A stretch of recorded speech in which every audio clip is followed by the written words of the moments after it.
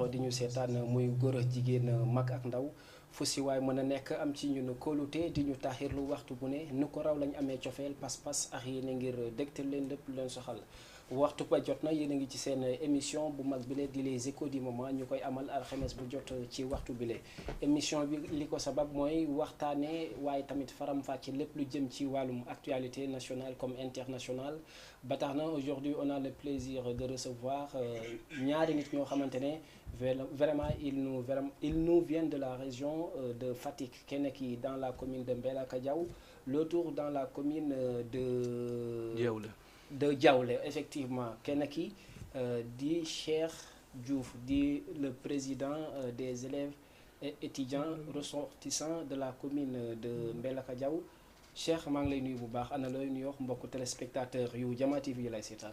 Bonsoir Cheikh et bonsoir chers téléspectateurs et téléspectatrices de la chaîne. Je tenais également à remercier le directeur général, les techniciens et l'ensemble du personnel de la télé. Mais également, j'ai le plaisir et l'honneur de partager encore une fois ce plateau avec toi, mais aussi également de partager ce plateau avec un ami, un frère, un homologue président, je veux nommer M. Abdoulaye Niang, le président de l'amicale des élèves et étudiants de la commune de Diaoulé. Et merci. Ok merci beaucoup Cheikh Montoma dañuy def ni rek jël ci beneen wàll mi dalal koo xamante ne tamit il nous vient de Diaoulé muy Pape Abdoulaye Niang jiite étudiant ak élèves ressortissants de la commune monsieur Niang ñu ngi lay nuyu looy nuyoo mbokku téléspectateurs yi lay nuyu li lay seetaan ci Jama TV. Cheikh Tidiane maa ngi lay nuyu. ginnaaw bi ma sant yàlla di julli ci yonente Muhammad sallallahu alayhi wa sallam. di sant samay ñaari waajur. maa ngi lay nuyu di nuyu say auditeurs ak auditrices. di nuyu mon ami mon frère Cheikh Diouf. di nuyu tous les étudiants de la commune de Diaoulé ñi ma jiite. di nuyu aussi particulièrement les membres de mon bureau. di nuyu fi ma juddoo di kii waa kër gi maa ngi nuyu ñoom ñëpp ku si nekk sa tur ak sant. du ma jeexal aussi te nuyu ma koo xamante ne dafa am cër ci man trop ma bëgg ko. muy sama mentor di maître Abdoulaye Wade. maa ngi koy ñaanal gudd fan. ak yàgg fi loolu. ok mu am solo bu baax a baax moom teel na déclenché aspect politique bi mais dinañ ci ñëw lépp la ñuy waxtaanee. Il a dit que Abdoulaye Wade c'est son mentor quoi. mais on va y arriver tout à l'heure ba tax na ñun tamit au passage ñuy nuyu waa Kër Gueye Niang foofu laa koy waxee chaque jour. foofu nga xam ne suñuy wéy jur yu jigéen foofu lañ fekk baax. ba tax na ñoom ñëpp ñu ngi leen jox mention spéciale di leen di ñëw. tey dañuy dugg vite si li nga xamante ne moom mooy ci. waxtaan bi li ñuy njëkk a waxtaanee mooy gis nga jamono jile ci bac lañ jógee ñu gis si maanaam ça a été abordable ou pas ce n'est pas nous à le dire mais élèves yi am nañu si am ay xalaat mais d'une manière générale tey bu mu la doon wax en tant que koo xamante dafa jiite ay élèves ak ay étudiants ban appréciation première nga am ci li nga xamante ne moom mooy ci bac yi ak BFEM yi ñu génn. Bon d'accord merci Cheikh Tidiane. Bon je tenais également à féliciter les élèves qui ont eu à réussir au bac cette année. Et aussi de féliciter, d'encourager ceux qui n'ont pas réussi. De leur dire que c'est pas la fin du monde. Peut-être les années à venir, ils vont réussir au bac. Mais ma perception par rapport au baccalauréat de cette année est que, peut-être il y en a des élèves qui ont réussi, mais il y en a aussi d'autres qui n'ont pas réussi. Mais c'est tout à fait normal parce que dans chaque année, ça se passe comme ça. Il y aura des élèves qui seront réussis et les autres vont attendre les années à venir. Mais par rapport à ma commune, la commune de Mbellacadiao, là nous avons une satisfaction parce que les résultats ça a été, je pense que 45% des élèves ont obtenu leur baccalauréat cette année. Et je leur félicite et je félicite également aussi le corps professoral. Qui n'ont ménagé aucun effort pour la réussite de ces élèves, mais aussi l'amicale, c'est-à-dire l'amicale, notre amicale, aussi était là pour les accompagner durant leur préparation de BFM, bac, etc. On les a accompagnés et aussi on va continuer de les accompagner à l'université, que ce soit à l'université, que ce soit à l'extérieur, on va continuer de les accompagner. Inch'Allah. Ok, c'est très important. Le succès de la commune fait le succès du Sénégal parce que c'est le Sénégal qui gagne.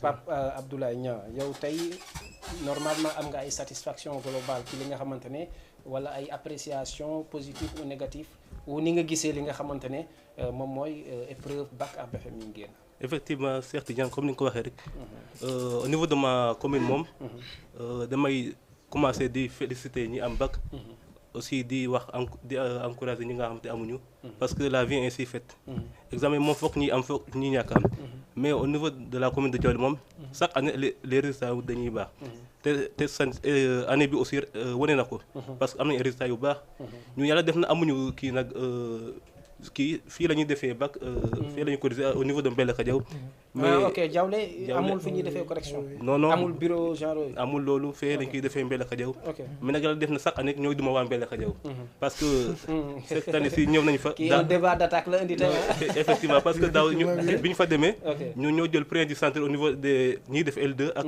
S bi cette année si aussi ñoo jël L prime ak S bi yëpp ñoo ñëw duma leen foofu en tout cas may remercier le préviseur du lycée de Diaoulé ak les enseignants franchement ñoom aussi ñu ngi def liggéey ju am solo waaye nag dinaa remercier aussi les étudiants parce que ñoom aussi depuis lors ñoo ngi def ay efforts pour jàppale seen rakk yi di def ay conférence di def lépp di gunge élèves yi di leen jox ay fascicules donc loolu aussi maa ngi leen di ci sant di leen di gërëm c'est très important ñaan tey Diouf tey dañoo gis ne tamit certains élèves man gis naa si ay témoignages yoo xamante ne de qu'on diront que vraiment li ñu jàngoon ak li ñu leen jox ce n'est pas du tout maanaam similaire maanaam ci côté philosophie bi ñu ngi doon jàng liberté droit état parce que c'est des notions philosophiques que attendaient certains étudiants ou étudiantes mais affaire bi ñëw ñu indi formulation bi ak questionnement bi tey en tant que koo xamante ne def nga bac avant ngay ñëw nekk ci université souvent lan mooy tax élève jàng préparer benn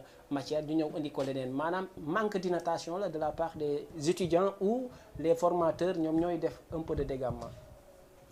Bon, merci beaucoup pour cette question. Bon, c'est une question très pertinente et je pense que ça a été toujours comme ça au bac, comme aussi à l'université, parce que comme nous le savons, les préparations des examens ne sont pas du tout faciles. Parfois, tu vas réviser X, on va te donner Y. Des fois, tu vas réviser delta, on va te donner alpha. Mais ça a été toujours comme ça. Mais là, l'essentiel est que de savoir comment réviser et comment apprendre, de s'organiser. Bon, je pense qu'avec l'organisation, là, on aura plus de sens pour réussir que d'être en échec. Bien vrai que la réussite, ça dépend de la volonté divine. De la volonté divine. On peut apprendre, tout faire, organiser et à l'examen, tu peux passer à côté.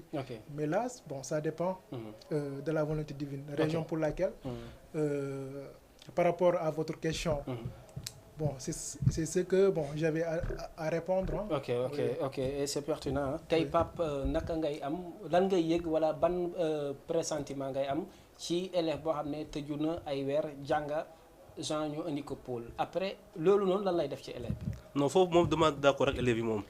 parce que dañ lay jox comme programme quoi. ne leen leçons yi ngeen di jàng. donc nag war nañ jàng leçons yëpp.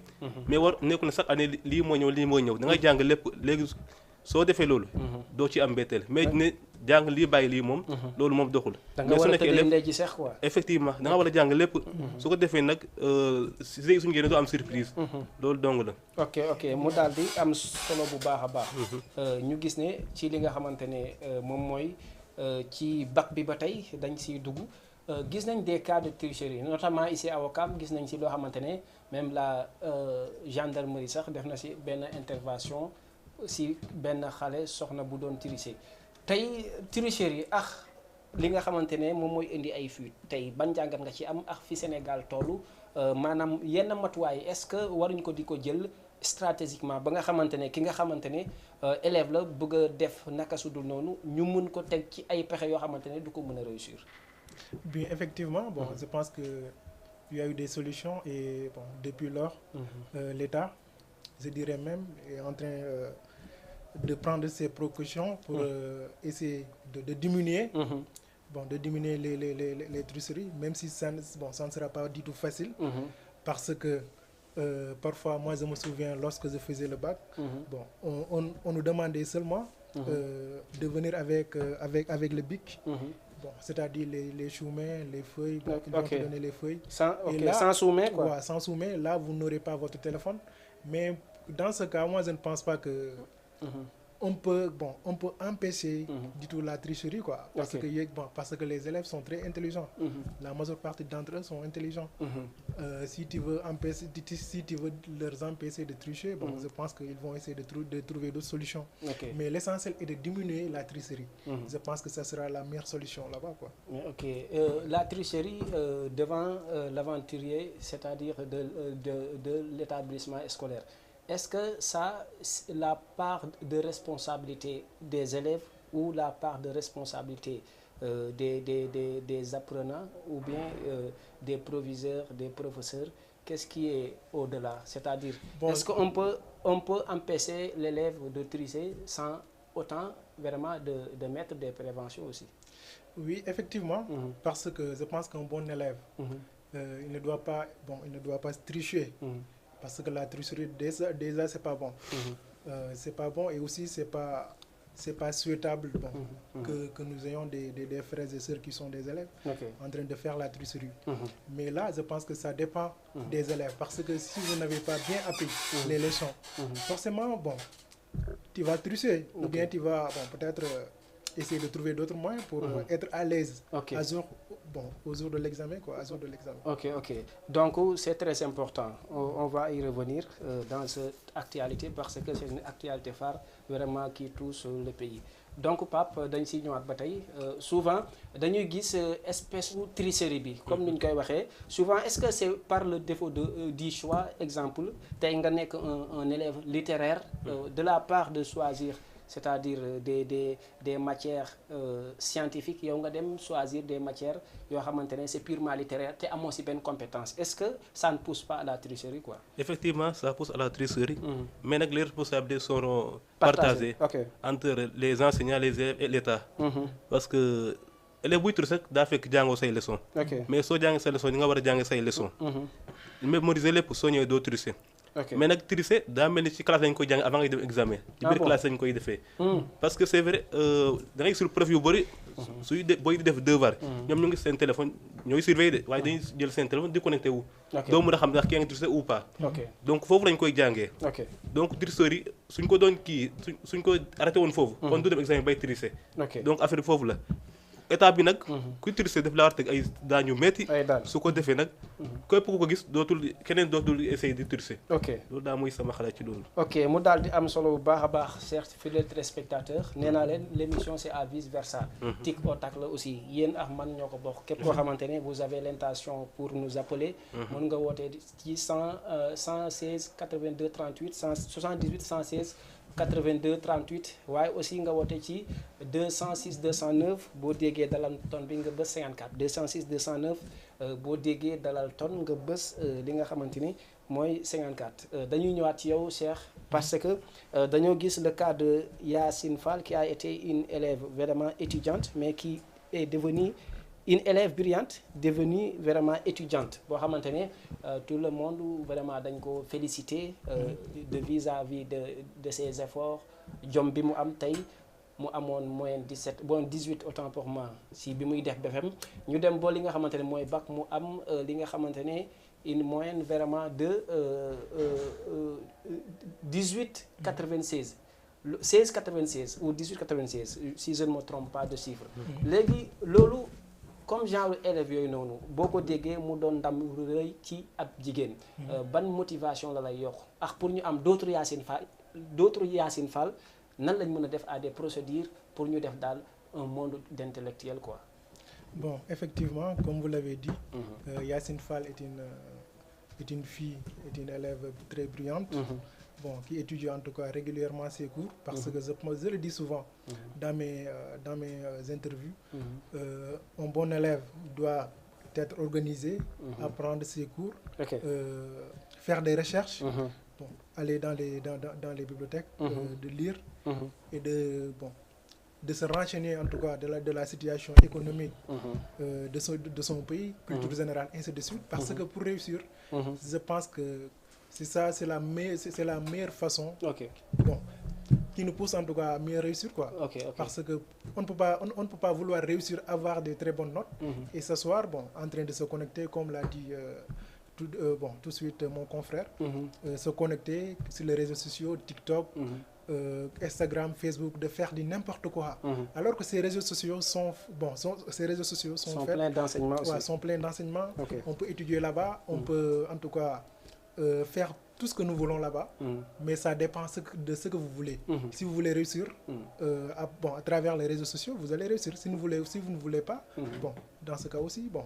Ok, le cas de Yacine Fall, madame qui avait une fonction à double allure, boo xamante ne dañoo gis ne maanaam souvent jigéen Sénégal yombut jigéen boo xam ne day ñëw wàcc rek toog noonu jàng ay leçons, mais dañoo yomb a gis jigéenu ci réew mi dañuy gis la plupart ci jigéen ñi bu ñu ñëwee rek ci waañ ba c'est des domiciliaires quoi yoo xamante ne maanaam ay femmes de ménage dañuy donte dañuy dem école. Est-ce que est-il facile de réussir ici en tant que femme en Afrique boole ko kër ga ak li nga xamante ne maanaam ak njàng ba aussi? Bon, ce n'est pas du tout facile de réussir ici en tant que comme un homme, comme une femme, de réussir ici. Bon, avec les travails à la maison, les travails de ménage, etc. Mais tout ça dépend de la volonté, de l'envie de réussir, de l'engagement et la détermination que vous avez pour réussir. Ça dépend de cela, mais ça ne dépend pas ça. Bon, bien vrai que il y aura forcément des contraintes. Quand vous voulez apprendre, aller à la maison, laver le linge. Bon, ça serait un peu difficile, quoi. Ouais, ça serait un peu difficile là-bas de réussir. Mais ça dépend de la volonté aussi de réussir. Parce que bon, la majeure partie de ces gens d'élèves qui réussissent au bac, avoir de très bonnes notes, ce sont souvent ce sont des soutiens de famille. Souvent ce sont des soutiens de famille. Et qui font partie dans des familles modestes. Oui, dans des familles vraiment. Modestes, etc. Ça se voit, c'est très important. Pape, la même question, je vais vous poser la même question, quoi, parce que c'est un cas qui est spécifique, un cas vraiment qui est c'est de la gloire, quoi, pour le Sénégal. Comme ñu jël benn ndaw ñu ne kii 2000 bi muy def BFM moo nekkoon meilleur élève ci réew mi ñu demaat bac mu répété wu la même chose. Tey pour qu'on ait vraiment des Yacine Fall, ban procédure ak nan lañ mën a ñagee ndaw ñi pour ñu doon des références en matière d'éducation, en matière d'instruction éducative? Ok, Cheikh. Yacine Fall, avant tout d'abord dama koy féliciter. En tout cas di ko ne bon courage. Parce que li mu def yombul. wan na ne góor baax na jigéen baax na. Parce que d'habitude dañ doon gis ne góor ñu doon nekk toujours au devant de la scène. Surtout. Mais moom wane na ne. loolu moom amul lu góor mën jigéen mën na ko. Donc maa ngi jaar ci turam di remercier di féliciter toutes les filles ñu doon def bac. te tey sax soo seetloo bu baax a baax classe yi yëpp jigéen ñoo jiitu. ba université aussi jigéen ñoo jiitu góor ñi topp ci donc yéen jigéen ñi en tout cas gàcce ngaalaama ak yéen war ngeen mën a jiite réew mi te mun parce que lu góor mën ngeen lu ko ëpp te soo ko seet la jigéen ñi sax ñoom ñoo gën a mun gestion bu baax donc à travers Yacine Fall maa ngi félicité jigéen ñëpp donc pour ñu am ay Yacine Fall yu bëri nag donc foofu foog état bi jàpp ci xam nga di gën a jàppale enseignants yi gën a jàpp ci éducation bi su ko defee ay Yacine Fall ñu bëri lañ fay am en tout cas moom maa ngi lire ci kii am ci journaux yi ñu ne moom sax amul sax amul portable du dugg ci réseaux sociaux yi dugg ci réseaux sociaux yi donc gis nga ko wax ma ne réseaux sociaux yi nag baaxuñu mais nag des fois aussi day yàq c'est ku taxaw ma à double daa am ay points positifs et des points effectivement c'est ça. Ok, mais dans ce cas la même question presque tey suivi étatique bi fi war a am parce que wax nga ko ci say wax muy nguur gi daf si war a di def ay appui gis nañ fi ku fi am man gis naa ko je ne sais pas c'est l'observateur ou pas lire naa ku am master en comptabilité mu chômé 10 ans il y a un manquement de suivi étatique kon loolu c'est la part et double part de responsabilité de nos chefs d'État. Dans ce cas tey ban canevas la état bi war a jël wala bonne volonté yi war a jël pour genre yi ni ñu accompagner leen. li ñu war a jël mooy leen. gis nga normalement Yacine Fall dañ ko war na woo palais de la République. tatagal ko ñëpp xam ne kii def na fi jaloore. def na fi lu kenn deful. en tout cas su ko defee. ñeneen dinañ roy ci moom pour def li mu def. état bi loolu la waroon a def su ko defee. booy ñeneen dinañ def ay effort pour mel ni Yacine Fall. ok te dañuy dégg souvent nit souvent bu am nekkee une personne qui est hors pair extraordinaire. en matière de ses études. tant que tukkiwul nit ñi ne état jàppale ko est-ce que nit mu waroo mën a nekk jàngee fi tekkee fi màggee fi def fi say entreprise. est-ce que tamit waruñ ko mën a jàppale neewul ne tukki aussi. moom mooy jàppale nit tamit. effectivement ni nga ko waxee loolu la. réew mi nit mën na fay jànge tekkee fi. liggéey fi. parce que l'exemple du président de la République Macky Sall. Fatick la jàngee. dem Foundiougne jaar université Cheikh Anta Diop. ba tey moo ngi doon président de la République. donc affaire bi nekkul forcément da ngaa war a tukki. mën nga jàng ci réew mi liggéey fi. ok waaw loolu moom mën na ne. léegi beneen aspect Cheikh. on va revenir de vos propos. nan nga gisee li nga xamante ne. moom mooy suivi étatique bi nga xamante ne day manqué ci ki nga xamante dafa def lépp parce que Yacine Fall déglu naa proviseur mu ne souvent ay 22h sax du tax mu ñibbi daf ko doon jëndal ay affaires pour mu lekk maanaam elle a été soutenue vraiment librement. léegi état bi tey boo amoon des propositions parce que ci baatu kullu étudiant ngay wax parce que yow da nga diriger ay mouvement d'étudiants.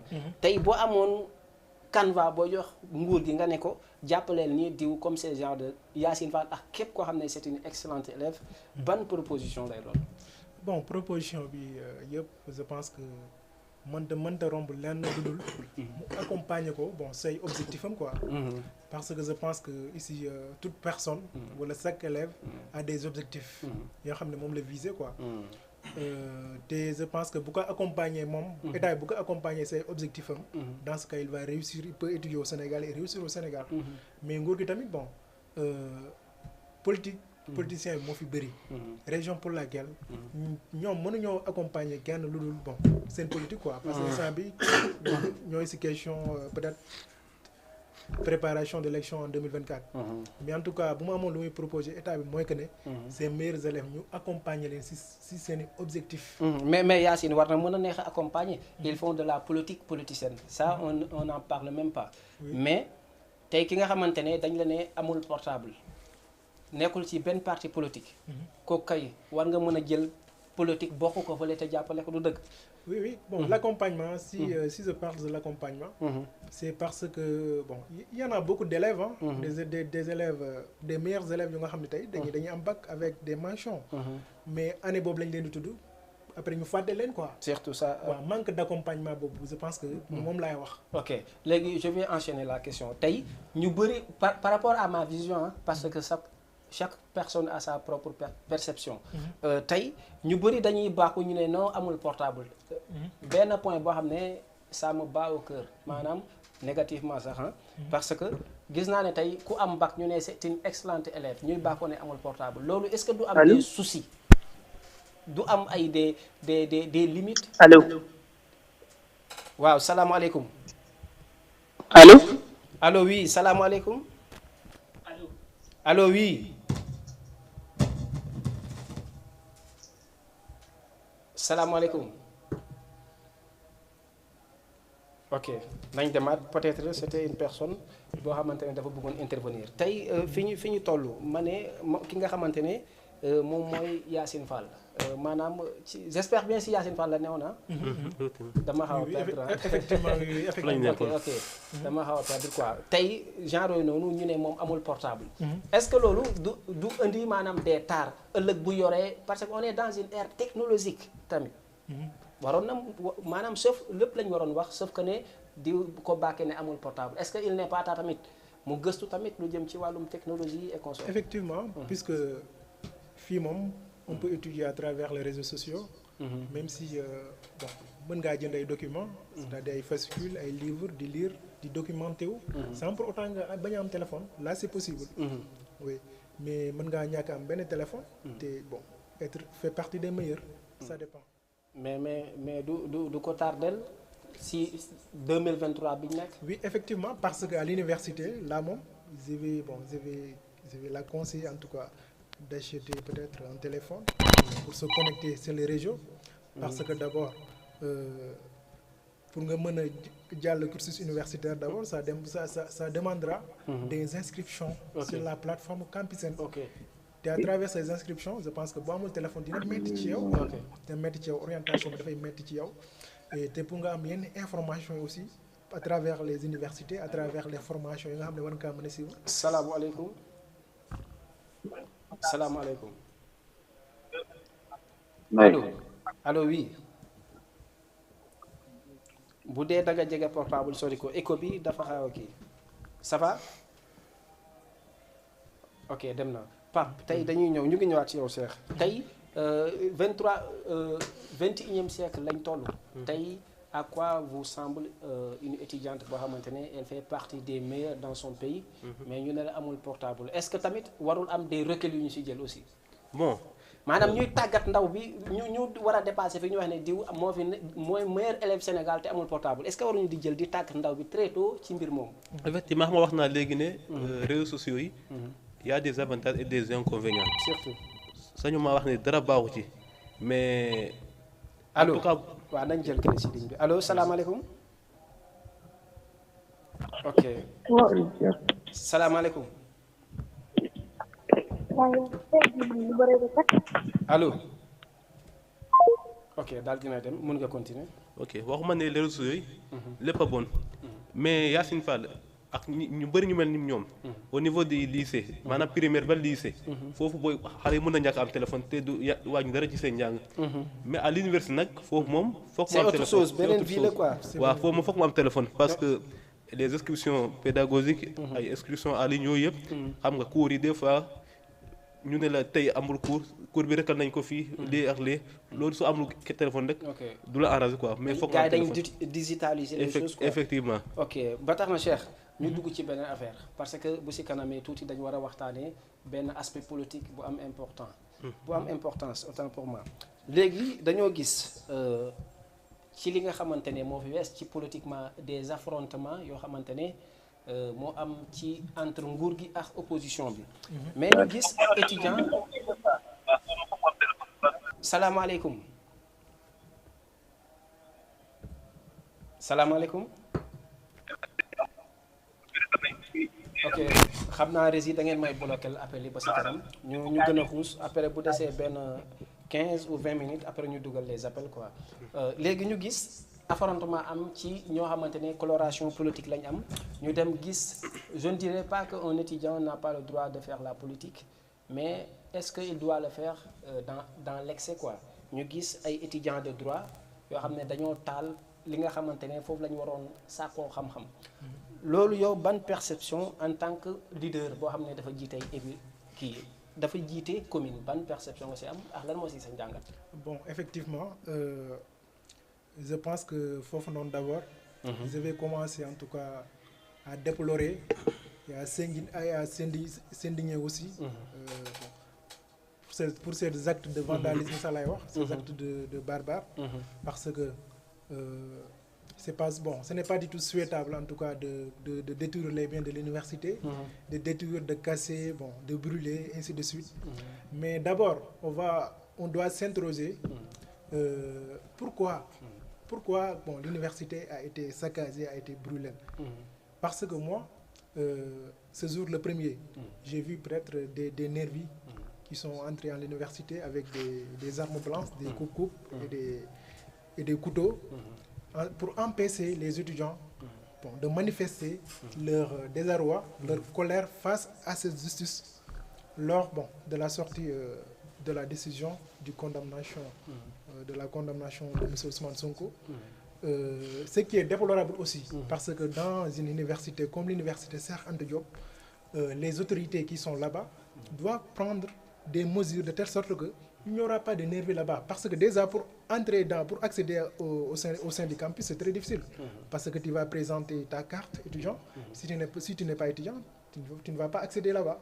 Alors que là, on l'a vu à l'université. Je pense que ce sont ces nervis qui ont poussé, bon, en tout cas les étudiants, ou bien qui ont amené en tout cas ces... Mais est-ce que ça, c'est les causes réelles de ce qui s'est passé là-bas? Oui, je pense que ce sont les causes réelles. Parce qu'il n'a jamais été question pour les étudiants de détruire les biens de l'université. Souvent, bon, quand on avait comme par exemple une chose à réclamer ou bien une chose peut-être à manifester, on va aller bon, peut-être dans la rue, grande porte, face aux policiers, de barrer ou bien de brûler des panneaux. Mais tel n'était pas le cas. Vous pensez bien sûr que c'était la même manière ou la seule itinéraire qu'il devrait prôner pour lutter contre ce qui s'est passé là-bas? Est-ce qu'il n'y avait pas d'autres canevas, d'autres canaux qu'il pouvait vraiment s'engager ou utiliser? Parce que quand on dit étudiant, il y a beaucoup, je ne sais pas, hein, mais les années 2000, 2001, 2002, être étudiant à ce stade-là, ça a été vraiment extraordinaire. Les gens te regardaient vraiment à une sagesse vraiment énorme. Oui. Mais bu ñu demee tey bu ay étudiants ñoo xam ne surtout daa am lu ñuy tuddee maanaam les érudits de la sagesse. mu doon ki nga xamante ne moom mooy def droit. tey l'étudiant qui est à la faculté maanaam fële si di def anglais bu tojee dinañ ne kaana yëfu dof lay def. tey ki nga xamante ne daa nekk di def faculté dessin et consort mun nañ ko kii mais ki nga xam ne moom moo war a tëgg constitution réew mi. tey bu ñu gisee muy toj kooku est-ce que yow ban perception ngay am ci moom? Non, est-ce que c'est réellement ce sont les étudiants de la faculté des droits qui ont brûlé peut-être? Non, non, écoutez-moi, est-ce que c'est réellement ce sont ces étudiants qui ont brûlé? Ok, je vous écoute. Parce que non, attends. Ce que je suis en train de te dire là, c'est des informations palpables. Palpables, oui. Je ne peux pas vous montrer exactement en vidéo, mais au-delà de l'émission, je peux te montrer vraiment des preuves d'où vous verrez des étudiants qui cassent et on leur a notifié, ils se sont traduits en justice et c'est des étudiants de la faculté du droit, quoi. Effectivement, parce qu'à l'université des arts, d'abord, il y a deux campus, il y a le campus social et le campus pédagogique. Et je pense que les dégâts à l'université ne sont pas tellement importants parce que là où nous logons reste en tout cas intact et là les restaurants où nous nourrissons restent aussi intact. Mais si c'était à se refaire, si c'était à refaire, qu'est-ce que vous conseillerez aux étudiants? C'est seulement le chapiteau de la faculté des droits qui a été brûlé et des voitures. C'est seulement le chapiteau de la faculté des droits et des voitures à l'université. Seulement, vous avez utilisé seulement. Et même si c'était un grain de sable, c'est à déplorer aussi. Oui, c'est à déplorer. Dès à l'entame de mes propos, j'ai déploré ces actes parce que ce sont des actes qui n'ont pas du tout souhaitables. Parce que ce n'est pas les étudiants qui l'ont fait. Certes, il y a une petite partie. D'accord. S'il y a des aspects où vous n'êtes pas du tout d'accord, d'accord exactement. En tout cas, je ne suis pas d'accord le fait de saccager et brûler. Ok, on arrive. Ok, les Pape, dafa am loo xamante ne peut-être mun ngeen am des propos vice versa. Tey en tant qu'étudiant, tey nee nañ une phrase que j'aime très bien boo xamante ne mon doyen daf koy wax. Le Sénégal est la fierté constitutionnelle et institutionnelle de l'Afrique. Tey bu ñu demee bu ay étudiants di toj tey loolu qu'est-ce que ça te rappelle et qu'est-ce que ça te fait ndax da nga koy déplorer wala da nga gis ne c'était un combat politique il fallait le faire ils l'ont fait. En tout cas jour boobu am naa lu ma métti trop. Parce que est-ce que xam nga ne université Anta Diop. à l'Afrique de l'Ouest bokk na ci université yi xam ne ñoo ci nekk les meilleurs. ay présidents yu bëri jàng nañ fi. exemple gis naa ci Macky Sall. l'ancien président Mali IBK ay présidents yu bëri jaar nañ fi. tey suñu demee bañ ne. génération bi ñoo war a jiite Sénégal du ëllëg. ñu dem di def yu ñaawlee en tout cas man dama ko ñaawlu ba fa ñaawlu yem. jusqu'à la dernière énergie. lépp lu fu waroon a xew waru woon tax ñu laal université. du yoon. sa mer nu mu toll. war ngaa mun a mer def lu leen neex manifester. parce que am nga ci droit. mais nag waroo dem di toj. ba gis nga conséquences yi. ñun ñoo koy paye. parce que suñu yaakaar ne Macky Sall lañ ko def. defuñ ko Macky Sall suñu bopp lañ ko def. parce que Macky Sall doomam jàngewul université ñun ñoo fay jànge. gis nga les conséquences les cours en ligne là. mais nag état bi nag moom tam war naa jël kii. ay dispositions ba xam ne lii dootu fa amati. parce que état bi moo war lépp moo ko war a def. lépp moo war a jël suñu sécurité parce que keroog à l'université keroog ay bakkan mënoon nañu ci waa rote parce que keroog c'était difficile ah. gars yi étudiants yi ñii lekkuñu ñii añuñu. lépp c'était le désordre quoi. ok en tout cas ñaaw naa ko trop. ok mais je pense à l'entame de vos propos bi ngay nuyoo maa ngi lay wax ne sax teel nga dugg ci débat d'attaque ci nga ne un mentor de vous êtes un pur mentor de PDS. Abdoulaye Wade tey est-ce que tey nga nekk président étudiant. ñu gis beneen casquette politicien. wala Cheikh mii nii nekk étudiant ñu gis ci moom que il est politicien ba pare mu jiite mbooloo est-ce que liy taal université du jóge ci loolu. bon peut-être mën na am mais man moom. avant ma jël amical bi ou bien bi ma nekk élève ba léegi am naa parti. ci parti ma bokk. muy parti démocratique sénégalais. te ragalu ma ko wax nag. ba tey maa jiite sax UJTL bu suñu commune Diaolé. UJTL maanaam zone yi commune yi. maa leen jiite. mais man mosuma ñëw di wax ci waxu politique. ci li ma jiite. même groupe bi. tey ku dugal yëfu politique foofu. dañ lay retiré dañ lay génne. ñu bëri ci sama bureau bi am na ñoo xamante ñu bëri. ay secrétaire am nañ fu ñu far. parce que ñëpp. mais nag du tax ñu mos a réew. wala politique su ñëwee ku nekk di dem ci parti am. défendre parti am. wala liggéey su ñëwee pour liggéeyal suñu les étudiants dañuy def ñu liggéeyal suñu étudiants. ok c'est très important. Cheikh dañuy ñëwaat si yow. tey naka nga gisee li nga xamante ne mooy ce qui se passe à l'université maanaam dafa engendrer des conséquences yoo xamante ne c'est on peut dire même nocive quoi. parce que ñu ngi siy dund loo xamante ne. amuñu woon tendance di ko gis virtuel lañ doon gis gars yi di ko jàngi ay IVS ay ISEC fi ma génnee noonu maa ngi leen di saluer au passage école yooyu lañ doon gis ñuy def des travaux yoo xamante ne c'est virtuel tey bu ñu demee ba ay maanaam tey des faits politiques tax ba ñuy jël université ñoo xam ne ñu ngi comme ku mel ni man nekk ca village ba ñu ne la da ngay def cours en ligne tey impact cours en ligne yooyu est-ce que yaa ngi koy dund wala yaa ngi si jot ay alerte ku la wax ne man de maa ngi Kirikoro waaye mënuma def cours en ligne ndax ñàkk réseau. Bon, en tout cas, c'est avec une plus grande désolation que nous avons appris cette décision irréfléchie, irresponsable du recteur de l'université et avec son conseil académique de poursuivre les cours à distance.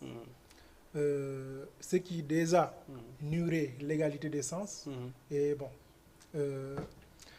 nuirait l'égalité des chances aussi et bon peut-être les études pour tous parce que matériellement et techniquement c'est impossible. Vous n'êtes pas du tout prête quoi. C'est impossible.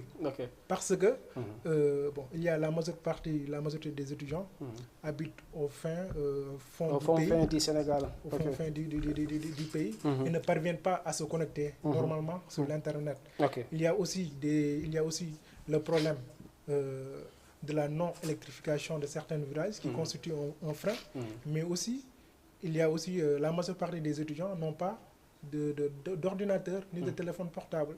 Dans ce cas, nous exigeons en tout cas encore une fois le recteur de l'université la réouverture du campus social pour que les étudiants puissent continuer les cours présentiels. C'est ça que nous souhaitons.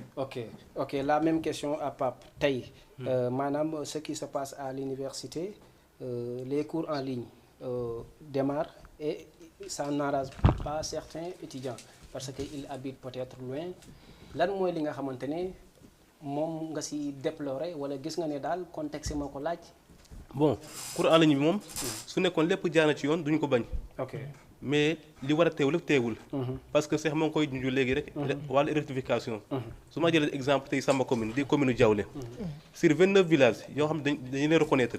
3 villages donc ñoo fa am électrification. tous les 26 villages kenn amu ci électrification. donc loolu est-ce que cours en ligne mën na faa nekk. man mi sama village amuñu courant pour nga charger foog nga dem ba Mbélaka Diaw mbaa nga dem ba Diaolé soo ko am courant. donc foofu xam nga cours en ligne mënu faa nekk. réseau bi baaxul ñun au niveau de Diaolé suñu réseau baaxul. Diaolé sax moo gën a dee soo nekkee biir Diaolé moom doo am réseau. doo am benn réseau. parce que antenne amu fa. donc cours en ligne moom. dama jàpp ne état bi lu mu bëgg a def mën na koo def. soo ko newoon fii ak weer. lépp lu ñu yàq université mën na koo defar. mais moom day mel ni comme kuy fayantoo quoi te état du fayantoo. en tout cas na mën a def lépp ba étudiants yi. dellu jàngi dans de très bonnes conditions quoi. tey donte la compétence les 9 compétences yi nga xamante ne mairie moo koy am bokkul ci mu indi courant. Souvent da ngay gis ñu ne électrification amul et consort. Loolu c'est la responsabilité de l'État. Léegi dans ce cas bu ñu demee seen commune tey donte nag maanaam sasuñu ki nga xamante ne mooy maire mu jël en charge des étudiants mais gis nañ fi des politiciens yoo xamante ne pour leur envergure politique ñuy def genre don social yooyu est-ce que tey seen maire la commune de Diaoulé seen maire jël na en responsabilité ne donte du sama compétence waaye réseau man kaa leen lii wifi la les étudiants yi di def cours en ligne da leen di ñëw fii ci benn maanaam pièce ou mu jox leen ko ay wifi nii wala mu instauré ko ci commune bi pour ngeen siy jàngo jéego yooyu gis nga ko sa question bi en tout cas am na solo trop trop te nag nekku na question boo xam ne daan naa ko doon xaar aussi ok ñun moom mun naa wax ne suñu maire Abdoulaye Niang depuis 2009 bi mu ñëwee ba léegi mosul defaat dara étudiants yi loolu moom ah bon non képp ku mën a woote dëkk commune Diaoulé ne Abdou Khadir mos nañu defal comme genre subvention mos am ah bon gis nga man wala yaa ko fekk wala ou bien non man yàgg naa bokk ci ARD parce que bokk naa ci ay bureau yu bëri avant ma jël président bi gis nga Cheikh mi bokk nañ groupe département Fatick ça compte defe naa 17 communes dañoo bokk benn groupe WhatsApp ñun président yi ñëpp dañu def subvention ñëpp ay caari boo xam ñoo koy njëkk a départ caari jot na subvention ay 3 millions ñi jot nañ subvention Cheikh mi les étudiants waaw mais commune Diaoulé jotul 1 franc te amul lu ma def lu ma war a def naa ko woo naa leen téléphone est-ce que def nga des revendications lépp dem naa ba seen bureau dem naa ba mairie ba toog ak son adjoint ñu waxtaan mais dara moom mais la mairie moom mosu ñoo jàppale ci dara moom donc en tout cas maa ngi koy ñaawlu bu baax a baax waaw ok léegi lan moo war a mën a doon tax parce que seen commune bi gis naa ne souvent mag ñi ñooy nangu jeunes yi bañ ci côté politique bu ñu gisee dañu gis engouement boo xam ne comme je précise monsieur le maire Abdou Khadre moom bu dee troisième âge bi dañ koy apprécier maanaam dafa am électorat bu baax mais tey yéen tamit comme gis ngeen ne da nga ne depuis 2009 ba tey dara doxut moom comme soppiwul te ndaw soppi moo gën a yomb mag soppi tey yan jéego ngeen war a mën a def pour ngeen am benn une réconciliation totale ngeen disposé wu si yenn retardement en tout cas daal li ma leen di wax chaque jour mooy ne tant que ñun changé wuñu Abdoulaye Ndiaye du fi mos a jógee parce que non effectivement parce que jeunes yu bëri ñoom nanguwuñu jël seen passe ñëw voté si sama dëkk ñu bëri chaque jour dañuy kas affaire bi doxul ma ne la affaire bi du dox parce que yéen affaire jarab leen ngeen ñëw jël passe ñëw pour voter pour Abdou Khadir daanu pay doonga ñoo fi nekk quelques jeunes ñoo fay nekk te gis nga mag daa bëgg ku ko yëg ku ko jox cër te moom loolu moom yàlla defoon na ko tey soo amoon dëj léegi day ñëw dafay teew avant nga di est-ce que néew loolu moo tax muy ravager non c'est ça moo tax muy gagné soo amee ceet dafay ñëw ngente loolu loo am dafay teew te mag loolu la bëgg donc ñun jeunes ñoo war a jóg nag ñun tam ñëw déterminé wu wàccee ko fa mooy yoon parce que dara doxul moom ci Diaoulé moom dara je vais vous relancer la même question Cheikh tey est-ce que tey Dias je vous salue au passage monsieur Dias n'est-ce pas ma fa ne maa ngi lay nuyu bu baax a baax moom ku baax la souvent dañuy déggante mais tamit tey comme opposition bi am moom nee na subvention yi ngeen jot ci côté étudiants yi ñoom jotuñu si mais au-delà de ça est-ce que ci côté jàppale leen ci côté les comment dirais-je na lañ koy waxatee les cours en ligne waaw est-ce que yaa ngi siy sentir sa mairie non je dirais non là moom je dirais non parce que comme ni ko sama confrère bi waxee rek mooy Pape Abdoulaye Niang suñu maire yi laay wax sax suñu maire yi moom bon du ma ne defuñu dara nag parce que ñun on a reçu une subvention mais bon c'est une somme en tout cas très minime une somme boo xam ne dañ kaa war a répartir dans les différentes universités du Sénégal imaginez yow comme par exemple prenons l'exemple benn somme de 500 000 francs nga war kaa répartir ay étudiants si université bu nekk mais loolu yow koy kenn du am dara loo xam ne yow di nga si mën a jàppale ay étudiants mais dans ce cas bon mën naa wax ne maire bi nag bon am na lu muy def mais wax dëgg fa yàlla moom ça reste beaucoup parce que tey pour nga mën a subvenir besoin des étudiants il va falloir que tamit nga am yenn fonds waaw maire bi nag am na lu muy def mais tamit bon maa ngi koy lancer un appel que mu yokku est-ce que yaa ngi toog ak moom rappeler ko que ne étudiants yi say étudiants la effectivement man bon le maire dañuy déggante à chaque fois par téléphone waaw dama ko naan bon wax dëgg fa yàlla dañ lay remercier si li nga def mais tamit nous voulons que tu bon est-ce que c'est une idéologie politique ça rime aussi non moi moom je suis apolitique parce que déjà notre amicale bon dafa am ay règlements quoi ay chartes l'amicale déjà elle est apolitique donc d'abord le président qui va présider cette amicale ou bien cette structure doit être apolitique il ne doit pas avoir peut-être une appartenance politique. ok waru kaa mën a am. ok waaw ok léegi bëggoon naa xam laataa may dem fale parce que tey lan ngay conseiller tey yow yaay président bi jiite ñi nga xamante ne ñoo nekk ci commune bi. boo amee loo leen di dënk surtout les nouveaux étudiants. yi nga xam ne dañoo réussir seen premier diplôme universitaire muy bac. les nouveaux bacheliers. waaw comprendre. léegi dans ce cas loo leen di conseiller comme nga ne man maa ngi leen di xaar ci lii ak yow lan nga bëgg ñu xaar ko ci yow. Bon, en tout cas, je tenais à féliciter, encore une fois, ceux qui ont eu la chance de décrocher, en tout cas, leur baccalauréat cette année. Et en tout cas, je leur conseille de rester encore debout et plus déterminés. Et ce que nous attendons de ces nouveaux bacheliers est que, en tout cas, comme nous avons di ñëw s'apprécier à l'amicale parce que am nañu su bëri loo xam ne ñun dañ koy jàppale élèves yi ñu ñëw bon jege seen mag yi seen grand frères yi nga xam ne étudiants lañu wala seen grande sœurs yi di renseigner di wut ay information parce que ñun à chaque année ñun dañuy def foofu ay campagne yi nga xam ne tey dañuy wax ak ay nouveaux bacheliers yi dañ leen di orienter par rapport ay choix yu ñu war a def orienté yu ñu war a def da nga siy gis nag ñoo xam ne dañuy dëgër bopp. ok si dëgër bopp boobu. dañuy gis des étudiants yoo xam ne comme sa genre yi tey wala pap mi ñu woote ci école ñu ne képp ku bëgg a orienté wu ñëwal fii mais dañuy gis étudiants yoo xam ne duñ si ñëw dañuy bàyyi ba dem vacances xool koo xam ne ku mel ni man maîtriser wul sax luy boîte mail mu jox ko après mu désorienter les affaires wala mu jaxase mot de passe et consort dans ce cas yéen ban proximité ngeen war a mën a def loolu di conseil ci côté boobu. En tout cas ñun suñ kàddu lañ yor quoi toog ak ñoom waxtaan ak ñoom dugal leen say groupe WhatsApp di leen di informer di leen wax fu ngeen war a jaar ñun loolu lañ ci mën peut-être tak man tey bu ma amee benn frère boo xam ne tey il a obtenu peut-être son bac man dinaa mën a toog ak moom mu waxtaan ak mais est-ce que mën nga assurer pour les nouveaux bacheliers di nga assurer que ne ñoom ñëpp dinañ mën a ibbi boîte mail parce que ci sa responsabilité gis naa étudiant bu mënul ibbi mail. Effectivement, la majeure partie de ces nouveaux bacheliers, je dirais, ñun ñoo leen di defal inscription mën naa ne bu dee 100% la comme 100% si ñu am bac yëpp mën naa ne les 80% ñun ñoo leen di defal inscription ñun ñoo leen di defal ay boîte mail ñun ñoo leen di defal lépp waaw mais nag mënoo rassurer que ne les 100% yëpp man maa leen di defar inscription amicale moo leen di jël en charge. mais li si ëpp ci pourcentage war ngeen mën a ne. comme tey xam nga baal ma dañ ne nit ki nga may ko jën won ko ni ñuy nappee moo gën. tey si procédure yooyu est-ce que du jot boo ko defaralee mail ba pare nga won ko la même procédure nga xamante ne wàccoo nga moom parce que man dama si am ay cas yu bëri yoo xamante ne dama koy gis. Effectivement parce que comme je vous l'ai comme je l'ai dit tantôt rek. Nous, dès une semaine, on va créer un groupe WhatsApp, la commission pédagogique de l'amicale, que je salue au passage. Pour soutenir le nouveau bachelier. Oui, que je salue au passage le président de sa commission.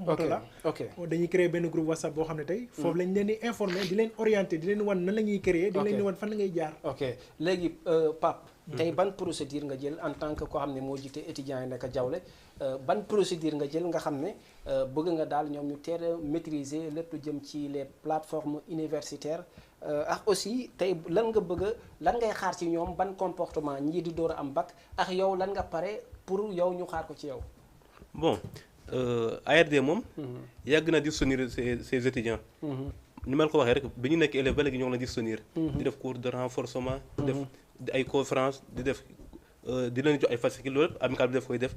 di leen jàppale. te nag duñ ci mos a wéet nag. fii ba université nag amicale bi di leen di taxaw. parce que seen amicale la. déjà président maa ngi salué au passage sama PCP Abdourahmane Diouf. moom tëj na groupe WhatsApp ba ñoom ñëpp ñoo ngi si. ñu am bac rek ren ñoo ngi si. su ko defee nag inscription en ligne su commencé rek. du am problème dañuy jot notification ñoom ñëpp ñu ñëw rek. su ko defee ñoom dañuy ñëw Diaolé au niveau de Diaolé ñu defal leen fa. seen kiit. ok pour boucler dañuy dugg ci côté politique. yow tey politicien nga waaw wala déet bu dee politicien nga lan la lay yàqal ci amicale bi bu dee doo politicien lan la lay defaral ci amicale bi. bon la fee nga doon politicien lan la lay defaral ci amicale bi ak lan la mën a limité loo. effectivement amicale bi moom yaakaar naa ne. yaakaaruma ci dara defaruma aussi presque dara parce que. damay saluer au passage mon ami mon frère Ibrahima Faye de Filane. parce que man képp ku yoroon sama connexion sama WhatsApp. gisoo nga di bi ma amee WhatsApp ba léegi maître Abdoulaye Wade moo nekkoon sama photo de profil. moo ma ne ma ñaa su ma ko mën da ngay dindi sa photo profil bi nga def maître Abdoulaye Wade. parce que mën naa la yaakaar lu bëri sooy dem ci autorité. di ko solliciter pour les. mën na bañ ndax parce que mën na bañ a bokk ci parti boobu. ma xam ne li mu wax dëgg la noonu laa def dindi sama photo profil bi. def ko sama bopp. mais tey su ma demoon nag ba wàcc nekkatuma président mën naa delloo photo boobu nag. en tout cas. li ma nekk politicien ma yaakaaraguma ci dara ci kii bi parce que man du ma mos a politique amical bi moom. maa ko mos a def wax dëgg fa yàlla. même su ma defaral politiquement nga jël. ma jël. ok mu am solo bu baax a baax. Cheikh dañuy ñëw ci yow tey. politicien nga wala doo politicien ak yow nga doon nga ñàkk doon politicien boobu nga wax sànq. yan ralentissement la mën a conduire ci amical bi nga yor. En tout cas yan ralentissement. yan ralentissement la ma mën a conduire ci amical bi. mën naa ne bon amul yenn ralentissement parce que déjà amical yow boo nekkee président bëgg a yor benn posture politique am benn appartenance politique nga fësal ko daanaka da lay pénaliser su lu bëri parce que amaana am na autorité yoo xam ne tey di nga dem si ñoom war leen a solution war a jàppale pour ñu appuyer ñoom duñu la appuyer waaw dans ce cas ngay gën a am sens pour nga mën a am réussite que boo nekkee boo amee benn appartement boo xam ne nit ñi dañ kaa xam laa wax de parce que ku fi nekk nag bon peut-être am na ñoo bëgg am na ñoo àndal quoi c'est ça ok léegi bëggoon naa xam tamit comme tey yow naka nga gisee comme ñu ngi si dernière panku bi léegi ñu jeexal émission bi ndax waxtu bi mu ngi ñuy dab tey le cas Amadou Ba ak ki nga xamante ne mooy Abdoulaye Diouf Sarr yi nga xamante ne dañu amoon bagarre je dirais pas maanaam ñoom ñaar mais am na ay bagarre yoo xam ne dafa juddu ci entre les militants d'Abdoulaye Diouf Sarr et de ki nga xamante ne mooy Amadou Ba yow est-ce que tel est le moment opportun pour ñuy dégg APR ci li ni mel est-ce que waruñu concentrer wu ci leneen wala jàpp que ne leader bi lu mu joxoñ daal ñu dagg. Effectivement bon xam naa di nga baal foofu. je vais commencer d'abord à parler par rapport à la renonciation de la troisième candidature du président de la République son excellence monsieur Macky Sall. Que je félicite parce que tout le monde. Tout le monde attendait à ça. Et la majeure partie des Sénégalais l'ont félicité. Et moi aussi, je n'y manquerai pas. Raison pour laquelle je lui félicite. Mais je pense que cette renonciation à la troisième candidature du président de la République, son excellence M. Macky Sall, ne devrait même pas faire l'objet d'un discours à la nation. Il devrait faire un discours à la nation pour présenter ses condoléances aux morts lors des dernières manifestations du 1er et du 2 juin. Parce que déjà... mais il en a parlé. Hein? Oui, il en a parlé, mais il ne devait pas faire l'objet... Ça suffisait un communiqué. Oui. Parce que la Constitution a été claire depuis le début, l'article 27 de la Constitution. Nul ne peut exercer plus de 2 mandats consécutifs. Lui-même, le président et son ministre de la Justice, Ismaïla Madior Fall, ils l'ont répété à maintes fois dans leurs entretiens. Et même le président Macky Sall, lorsqu'il demandait un second mandat en 2019, lors des campagnes, des élections présidentielles en 2019, il nous disait que lorsqu'on lui donne un autre mandat, c'est terminé, en 2024, il ne se présentera pas. Donc là, la Constitution est claire, il doit respecter ses paroles. Mais moi, je suis choqué lorsque j'entends le président Macky Sall nous dire que j'ai renoncé à ma troisième candidature, mais même si la Constitution... Est-ce que tu attendais à ça aussi? Oui, je l'attendais ça, mais même si nous n'attendons pas à ça, la Constitution, elle est claire. Nul ne peut exercer plus de mandats consécutifs. Mais lorsqu'il nous dit qu'il avait la possibilité même de briguer une troisième... Dans ce cas, il a fauté, quoi. Dans ce cas, il a fauté, parce que c'est ça qui est en Afrique. Nos dirigeants, parfois, ils nous disent que bon, il faut respecter les institutions, respecter les états de droit, alors qu'eux-mêmes, ils ne respectent pas les... Mais tu acceptes qu'il a fait un grand pas de preuve démocratique. Oui, il a montré en tout cas sa grandeur. Mais nous, en Afrique, nos dirigeants ou bien nos gouvernements, des fois, la majeure partie d'entre eux, je dirais même, ils ne respectent pas, bon, peut-être l'état de droit et les constitutions. Ok, c'est très important. Pape, on va parler de la même chose, c'est l'affaire Amadou Ba et Abdoulaye Diouf Sarr. En tant qu'un jeune, on peut dire, en dehors du mouvement, vous êtes politicien. En tant que jeune, bonne appréciation nga ci am. Bon, foofu moom c'est normal li am siège APR loolu c'est normal. Ah bon? Oui, pour deux choses. Parce que gis nga politique moom. loolu def cee bokk. ku nekk di wane sa morom ne. maa la ëpp mbooloo fii laa mën ak lii ak lii. loolu c'est normal. moo tax ma ne sur 2 points deuxième point bi. mooy président Macky Sall moom yàlla da def moom parti moom moo gën a désordonné wu ci parti yëpp. parce que moom mun a wax à part moom mi jiite APR mun a wax ne kii moo jiite Fatick mun a wax ne kii moo fa jiite APR. Dakar noonu fii noonu. loolu moo indi problème bi yëpp. mais moom su jëloon dès le début. ñëw ne kii moo jiite fii kii moo jiitu fii kii moo jiitu fii. donc premier yëpp mën a ñàkk am. mais moom parti bi moom dafa désordonné wu. kenn xamul ko jiite kii ok. mais li am daal ba des mooy. en tout cas ñoom comme ne nañu président Macky Sall la ñuy déglu. donc ñoom jarul xëy ñuy riiroo di ngaayo. dañ ko déglu rek. est-ce que gëm nga le même choix bi nga xam ne le président bi def maanaam c'est des opinions vraiment venant de nulle part parce que da ngay dégg ñu ne la maanaam. Parmi les ñu génne ay nit ñooy ils font partie des outsiders ñii ñu génne lañ ils font partie des favoris comme ñu ne Amadou Ba est-ce que gëm nga ne ñoom li ñuy désigner le ministre là Macky mun na ñëw à des autres maanaam angle yu muy def. bon effectivement man moom en tout cas su ma nekkoon à la place du président. wax dëgg fa Amadou Ba lay jël. waaw parce que jàpp naa ne moom. mais Macky day njuy de. waaw loolu moo am na. mais tey. yaakaar naa Amadou Ba moo arrangé ci moom. parce que ñeneen ñëpp certes ñoom amuñu doole. Amadou Ba moom donc. mais Amadou Ba on le taxe que il n'a pas de base politique. non mais président Macky Sall dañoo la gagné Dakar muy 2017 élection législative yi. mais Dakar est-ce que base am la. non foofu Amadou Ba la jiitaloon. mais depuis lors mosu jiital Amadou Ba. te bi mu ko jiitalee 2017. dafa gagné. yeneen élection yëpp daa jiital ay ñoom Mimi ay ñoom Abdoulaye Diouf Sarr ñoom dañu leen duma. ay duma yu métti. donc pour man su ma doon tànn. moom daf na tànn Amadou Ba. en tout cas moo koy arrangé.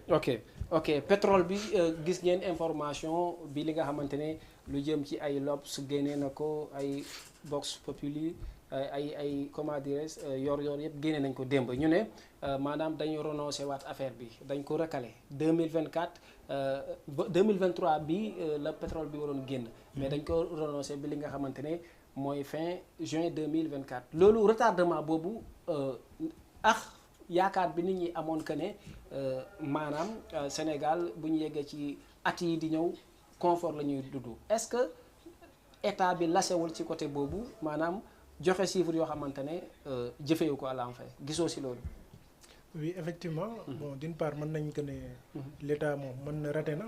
d'autre part mën nañ que ne ratéwul. parce que affaire pétrole dafa nekk. lu complexe. waaw lu complexe. te sérieux dans un pays. parce que tey pays bu am pétrole rek. souvent am nañ ay problèmes. te bon alhamdulilah ba yàlla may nañu. am nañ ay problèmes suñu réew nag. mais nekkul problème mu bon ay xëccoo pétrole wala affaire pétrole. mais si chiffre yooyu nga wax noonu. mën naa gën ne parce que pétrole déjà dafa am procédure. boo xam ne moom la war a jaar ñun déjà ñun nekkuñu état boo xam ne tey ñun suñu pétrole bopp mën nañ kaa exploiter suñu bopp. donc il faut mu am yenn procédure. donc mën nañ ne bon dans ce cas. bon loolu xam naa loolu moo war a tax mu am ay retardement. mais peut-être tout en espérant que d'ici peut-être les mois à venir. pétrole bi bon peut-être dina yemb. ñu mën a. ok Pape Abdoulaye Dieng même question. est-ce que pétrole bi tey ñu waxoon ne 2023 bi fin 2023 dina génn ñu waxaat ñu juin 2024 est-ce que loolu ce n'est pas comme les politiciens bi waxoon j'ai fait des promesses mais j'ai pas fait la promesse de tenir mes promesses est-ce que du loolu moo am. bon en tout cas comme ni ko sama waa ji waxee rek Cheikh. wàllu pétrole moom dafa xaw a sensible moo tax. war nañ cee demee ndànk-ndànk. parce que am na réew yu bëri yu tàkk. pétrole moo leen taal. donc moo tax ñun war nañ cee demee ndànk-ndànk. xool les bonnes voies yu ñu war a jël ba xamante ne. saa yu ñu commencé di exploiter pétrole. du am benn gàllankoor. bon ñun nag amuñu les moyens pour exploiter pétrole. parce que d'autres pays ñoo war a ñëw exploiter ko xam nga ñu seedoo. foofu nag maa ngi lancé on appelle état bi ñu def ko nag xam nga gagnant bañ koo jox les français ñu def caaxate jël lépp loolu moom maa ngi ko ñawle te nag état nag war na jël aussi leen di def leen saa yoo jëlatee benn date décision ne année bi lii nañ ko exploité noonu na def lépp ba exploité ko parce que ça fait defe naa ñetti renvoi parce que yàgg na njëkkoon na ko waxaati ko donc on comprend plus ok léegi bu am solo léegi 2 questions moo des mooy tey naka ngeen gisee li nga xam ne Covid bi beaucoup de milliards ay gaz ay ay ministre de ay ministères yoo xamante ne ak sous ministère comme ni ñu koy waxee. dañ leen si taxé ay maanaam milliards yu bëri léegi tey ñeneen ñi nag ñu ngi leen di traduire yóbbu leen fa mbaxana doonee benn def si ay enquêtes yóbbaguñ leen 200 personnes yoo xamante ne ñu ngi def ak ñoom audition am nga yaakaar ne ça aboutira maanaam à ce que nous attendons quoi. Oui effectivement parce que loolu noonu yëkkati nañ ko bon y a de cela des mois mais jusqu'à présent mën nañ ne xanaa mu ngi am ay avancement mais moi personnellement am naa yaakaar ci sama justice réew.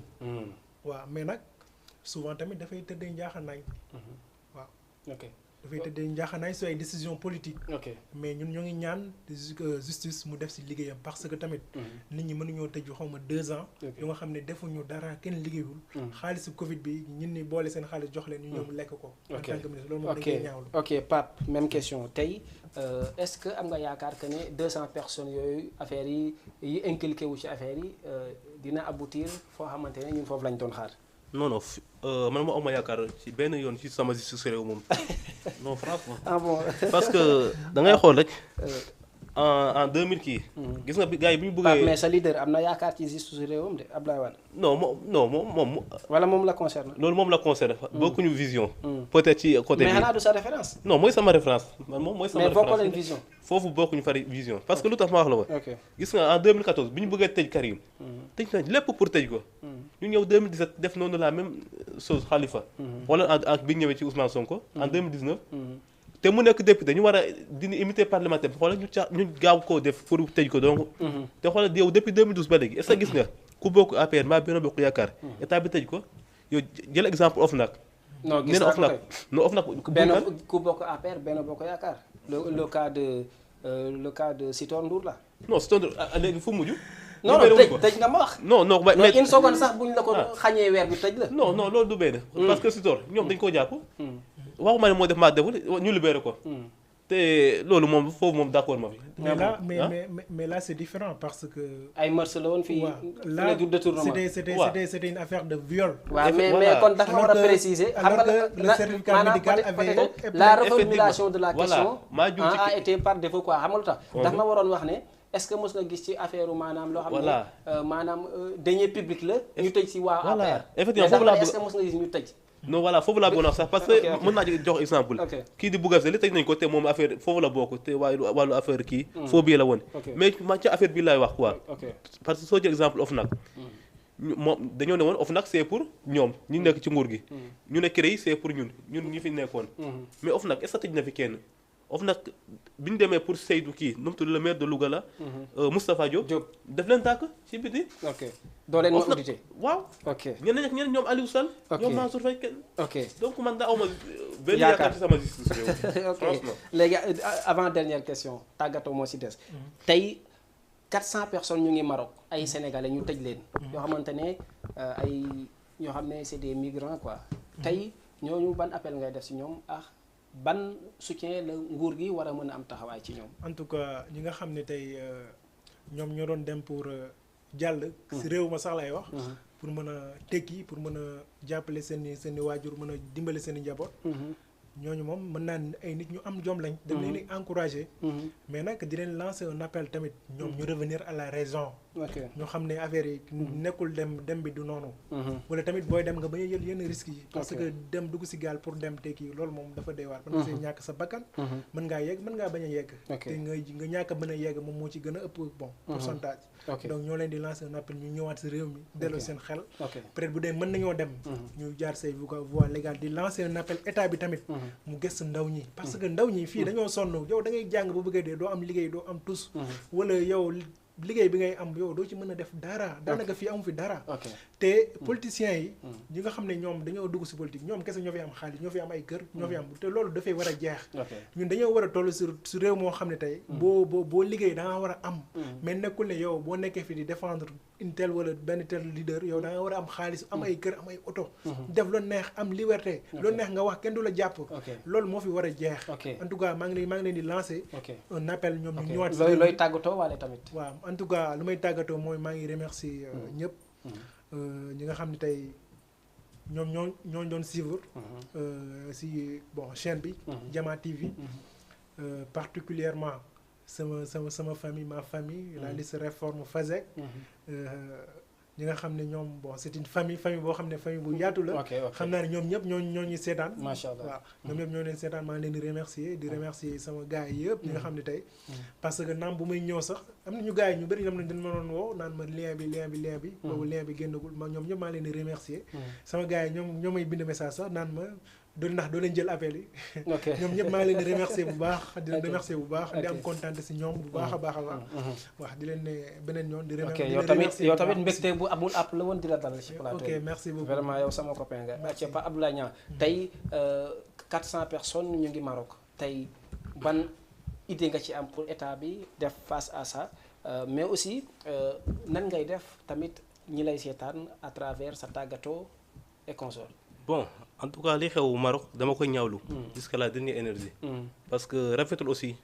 mais nag dañu war seet lu ko waral damay jël responsabilité yi partager ko entre les parents et l'état du Sénégal parce que tey maag Cheikh suñu bokkoon dëkk par exemple tey Cheikh am defal yaayam lu bëri da nga gis sama yaay commencé naan yow amaloo ma njëriñ wala Cheikh li muy defal yaayam neex teg la pression loolu day tax damay pousser man ma ñëw dem bugg a dem ñu bëri parents ñoo koy pousser leneen li c'est état du Sénégal moom jàppalewul ndaw ñi parce que xool lan moo fi sos armée jàngale gisoo tey bi ñuy def kerem bi daaw wala ñëpp presque ñëpp a bind woon te suñ ñëw jël tuuti fas fi noonu armée bi léegi tuuti la ñuy jël donc maa ngi lancé un appel état bi mu jàppale ndaw ñi parce que ndaw ñoo yaakaar réew mi ëllëg donc war na leen jàppale bon maa ngi tàggatu nag en tout cas Cheikh maa ngi lay remercier ci invitation bi parce que am na solo trop franchement maa ngi lay sant di la gërëm di sant di gërëm sama confrère bi homologue kii Cheikh Diouf di sant waa Kër Géej ñoom ñëpp di sant particulièrement sama rakk ku ma bëgg ne sama rakk ko xool muy Maymouna Niang maa ngi koy nuyu bu baax a baax ñu ngi lay nuyu Maymouna waaw maa ngi ko nuyu bu baax a baax franchement depuis loolu moo ngi may bind message xam nga di ma estati kooku ma def maa bëgg te yàlla tax en tout cas maa ngi koy remercier bu baax a baax di remercier ñëpp waa Kër Géej di remercier ñëpp maa ngi lay remercier yow tam ok man moom samay jabar laa bëgg ngeen remercier ma kenn ki daf ma jox yére ne ma solal muy Awa Niang vraiment elle est spéciale à moi Awa c'est ma fille maa ngi koy nuyu waaw Awa Niang ne ma solal may génn Fatou ne ma jëlal marakis yi quoi waaw ñoom ñëpp dama bëri ay jabar nag waaw dama bëri ay jabar moo tax daal yal na yàlla def jàmm amiin mbégte bu amul àpp la woon di leen di dalal ci seen télévision Jama TV di nuyu ki nga xam ne mooy télé nekk ci régie bi sama directeur bu ñaawal boobu nga xam ne sama copain bi waaw dafa mel ni ay morom dañ quoi tooñante ñu ngi koy nuyu bu baax a baax di nuyu Mbaye caméraman di nuyu ñëpp prochaine émission nag muy dimanche nataalu bés bi laa am du ma leen ko wax di ngeen gis affiche bi mooy ko xamante ne ci daaray Kocc la ne ak Marodi production kon nañ joxe rendez-vous incha allah dimanche à la prochaine heure merci beaucoup spectateurs et téléspectatrices de la télévision Jama TV merci